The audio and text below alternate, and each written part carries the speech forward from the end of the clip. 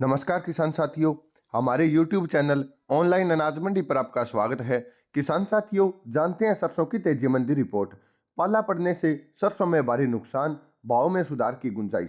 किसान साथियों, कुछ दिन की तेज गिरावट के बाद अब सरसों के भाव स्थिर होते हुए दिखाई दे रहे हैं। साथियों, जैसा जैसा कि किसानों की जो भी फसल कटाई की ओर बढ़ती है, उस फसल को लेकर बाजार में चल रही खबरें इसके भाव को बहुत प्रभावित करती है। चाहे फसल मार्केट में आई हो या नहीं, लेकिन उत्पादन बढ़ने की खबरें भाव को गिरा देती है और उत्पादन घटने की खबरें भाव को बढ़ा देती हैं। पाला पड़ने से सरसों में भारी नुकसान। किसान साथियों, पिछले कुछ दिनों से मौसम में चल रही चील के कारण सरसों उत्पादन क्षेत्रों में भयंकर पाला पड़ने की खबरें आ रही है।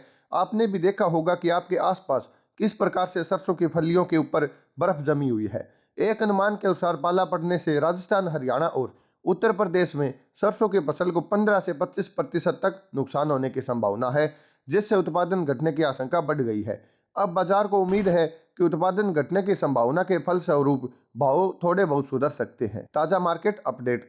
सरसों तेल मिलों की सीमित मांग होने के कारण घरेलू बाजार में सोमवार को सरसों के भाव स्थिर बने रहे। जयपुर में कंडीशन की सरसों के भाव 6,400 रुपये प्रति क्विंटल बोले गई। मलेशिया का पाम निर्यात। विदेशी बाजारों की बात करें तो मलेशिया पाम ऑयल वायदा में पिछले सप्ताह 5.2% की गिरावट दर्ज की गई थी। वजह थी कि पाम के सबसे बड़े खरीदार भारत और चीन से मलेशिया पाम ऑयल की मांग कम होने की चिंता है, क्योंकि खाद्य तेल का स्टॉक ज्यादा है और मांग कमजोर है। सरसों में आगे क्या?